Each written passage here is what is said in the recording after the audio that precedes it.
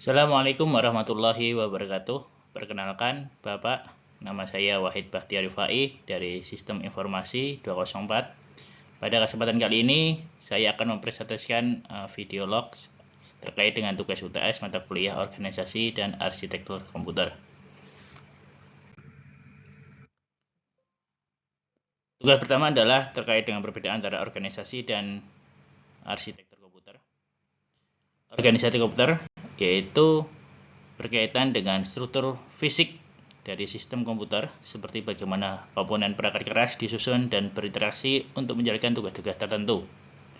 Organisator komputer mencakup aspek fisik dari sistem komputer, seperti perangkat keras, hardware, perangkat lunak software, dan interkoneksi antar keduanya. Fokus utama dari organisasi komputer adalah pada implementasi perangkat keras, pengaturan sirkuit, dan komponen fisik lainnya yang membangun sistem komputer. Arsitek komputer adalah desain konseptual dari sistem komputer yang menentukan cara kerja komponen-komponen sistem dan bagaimana mereka berinteraksi satu sama lain. Arsitektur komputer mencakup aspek konseptual dari sistem komputer, seperti instruksi yang digunakan, format data, dan cara sistem beroperasi. Fokus utama dari arsitek komputer adalah pada struktur logis dari sistem komputer, seperti cara instruksi dieksekusi, bagaimana data diproses, dan bagaimana sistem berkomunikasi. Dengan demikian, perbedaan antara organisasi dan arsitektur komputer adalah bahwa organisasi komputer berkaitan dengan struktur fisik dan implementasi perangkat keras sistem komputer, sementara arsitektur komputer berkaitan dengan desain konseptual dan struktur logis sistem komputer. Keduanya saling terkait dan penting untuk memahami cara kerja sistem komputer secara keseluruhan. Soal nomor 2 terkait dengan perkembangan kinerja komputer. Yang pertama adalah terkait dengan generasi pertama antara tahun 1940 hingga pertengahan 1990-an. Komputer generasi pertama adalah komputer tabung vakum yang besar, mahal, dan sangat lambat. Kinerja komputer pada masa ini diukur dalam operasi per detik atau OPS atau instruksi per detik atau IPS. Contoh komputer pada generasi pertama ini adalah ENIAC yang memiliki kinerja sekitar beberapa ribu operasi per detik. Generasi kedua di akhir 1950-an hingga awal 1960-an, komputer generasi kedua ini mulai menggunakan transistor sebagai pengganti tabung vakum, sehingga lebih kecil, lebih cepat, dan lebih efisien. Kinerja komputer pada masa ini meningkat signifikan dengan peningkatan jumlah transistor dan kecepatan proses. Contoh komputer generasi kedua ini adalah IBM 1401 yang memiliki kinerja sekitar beberapa puluh ribu operasi per detik. Selanjutnya adalah generasi ketiga di akhir 1960 hingga awal 1970-an. Komputer generasi ketiga ini menggunakan sirkuit terbatu atau IC yang menggunakan peningkatan kerja dan efisien yang lebih besar. Kinerja komputer pada masa ini meningkat pesat dengan kemampuan untuk melakukan jutaan operasi per detik.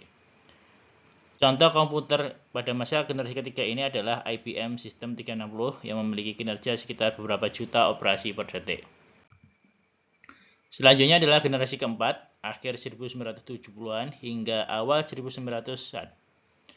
Komputer generasi keempat mulai menggunakan mikroprosesor yang memungkinkan komputer menjadi lebih kecil, lebih murah, dan lebih mudah digunakan. Kinerja komputer pada masa ini meningkat drastis dengan kemampuan untuk melakukan puluhan juta hingga ratusan juta operasi per detik. Contoh komputer generasi keempat adalah IBM PC yang memiliki kinerja sekitar berapa juta operasi per detik. Selanjutnya generasi kelima, akhir 1900-an sampai hingga sekarang. Komputer generasi kelima terus mengalami peningkatan kinerja melalui inovasi dalam desain chip, teknologi penyimpanan, dan konektivitas. Kinerja komputer pada masa ini diukur dalam gigaflops atau miliar operasi per detik atau teraflops, triliun operasi floating poin per detik. Contoh komputer pada generasi kelima ini adalah superkomputer modern yang memiliki kinerja hingga ratusan teraflop. Dengan demikian, perkembangan kinerja komputer dari generasi ke generasi telah mengalami peningkatan yang signifikan, memungkinkan komputer untuk menjadi lebih cepat, lebih kuat, dan lebih efisien dalam menangani tugas-tugas yang semakin kompleks dan besar. Teknologi terus berkembang, dan kita dapat mengharapkan terus adanya inovasi dan peningkatan kinerja komputer di masa mendatang. Terkait soal nomor 3, yaitu struktur komputer atau struktur CPU. Yang pertama adalah control unit atau CU. Unit control atau control unit bertanggung jawab untuk mengatur dan mengkoordinasi operasi-operasi CPU. Unit control mengambil instruksi dari memori dan mengeluarkan instruksi tersebut ke dalam operasi-operasi yang diperlukan. Unit control juga mengontrol aliran data di antara komponen-komponen CPU dan perangkat eksternal. Yang kedua adalah Arithmetic Logic Unit atau ALU. ALU merupakan perangkat dari CPU yang bertanggung jawab untuk melakukan operasi aritmetika, penjumlahan, pengurangan, perkalian, pembagian, dan operasi logika AND, OR, NOT pada sebuah data. ALU juga digunakan untuk membandingkan data dan menghasilkan hasil logika dari operasi-operasi tersebut.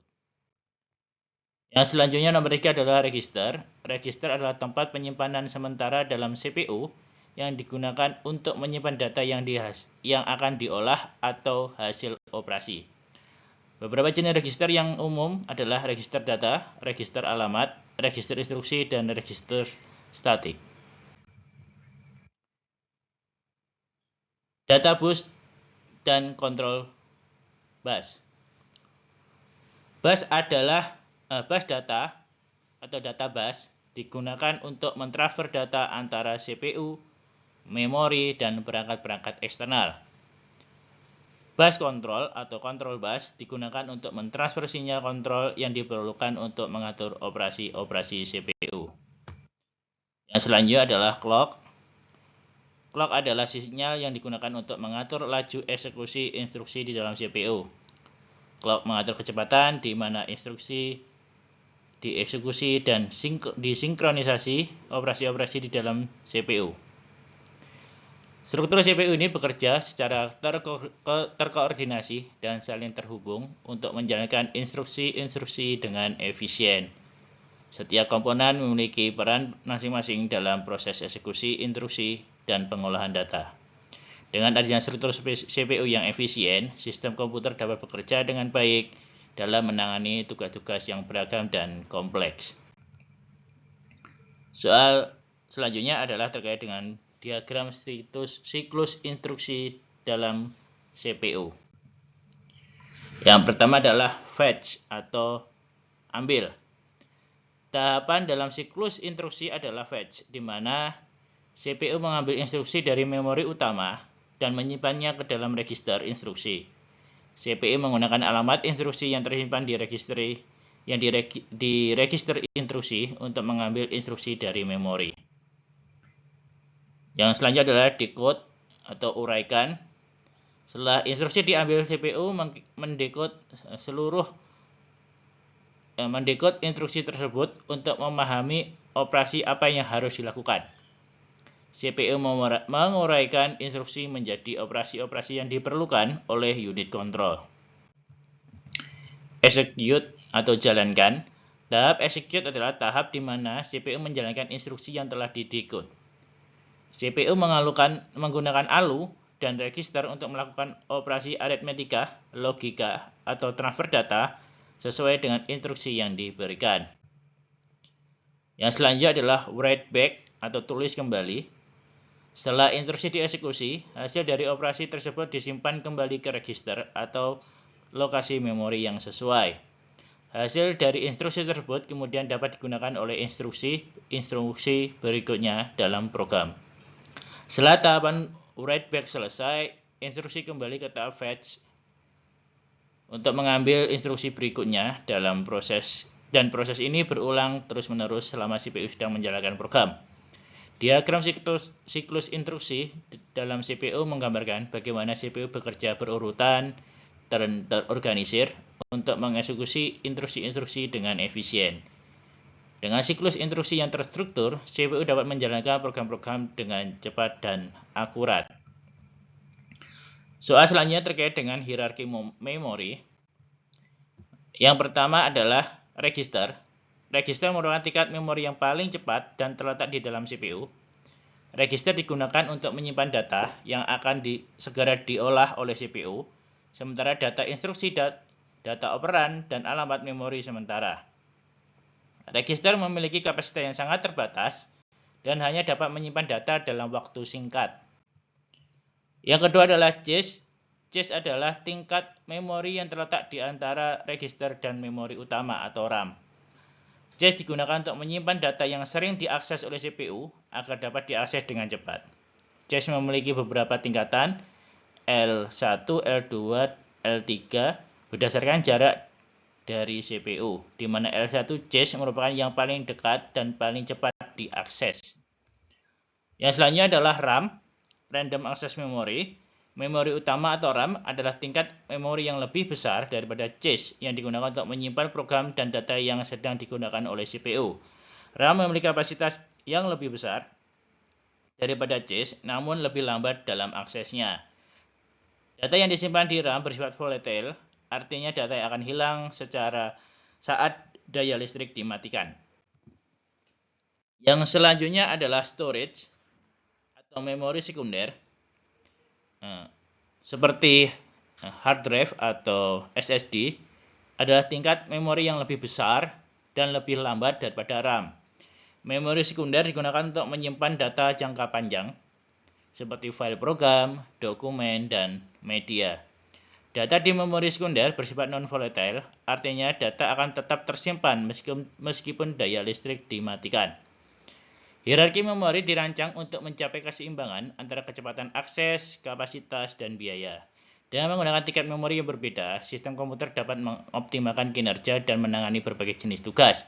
Data yang sering diakses disimpan di tingkat memori lebih cepat, sementara data yang jarang diakses disimpan di tingkat memori yang lebih lambat, namun memiliki kapasitas lebih besar. Dengan demikian, hierarki memori membantu meningkatkan efisiensi dan kinerja komputer secara keseluruhan.